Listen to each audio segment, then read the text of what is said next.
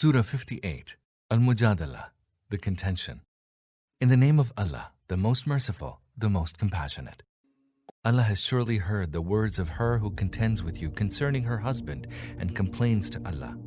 Allah hears what both of you say. Verily, Allah is all-hearing, all-seeing. Those among you who divorce their wives by declaring them to be their mothers, such are not their mothers. None are their mothers except those who gave birth to them. Indeed, what they say is highly contemptible and false. Verily, Allah is most pardoning, most forgiving. Those who declare their wives to be their mothers and thereafter go back on what they have said shall free a slave before they may touch each other. That is what you are exhorted to do. Allah is fully aware of all your deeds. And he who does not find a slave to free shall fast for 2 months consecutively before they may touch each other. And he who is unable to do so shall feed 60 needy people. All this is in order that you may truly believe in Allah and His Messenger. These are the bounds set by Allah, and a grievous chastisement awaits the unbelievers.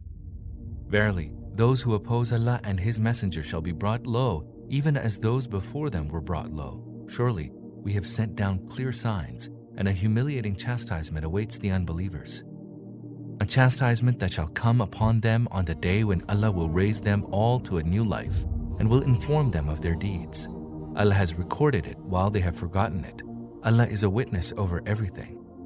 Are you not aware that Allah knows whatever is in the heavens and whatever is in the earth? Never is there any whispering among 3, but He is their 4th, nor among 5, but He is their 6th, nor fewer nor more, but He is with them wherever they may be.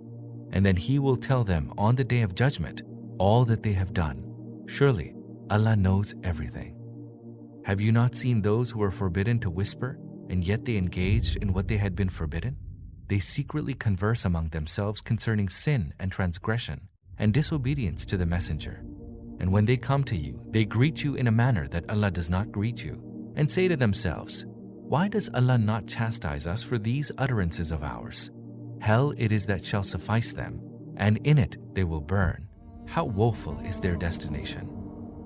Believers, when you converse in secrecy, let that not be concerning sin and transgression and disobedience to the Messenger. Rather, converse concerning virtue and piety, and fear Allah, to whom all of you shall be mustered. Whispering is an act of Satan, one that aims at causing grief to the believers, yet without Allah's leave no harm can be caused to them. So, in Allah should the believers put all their trust.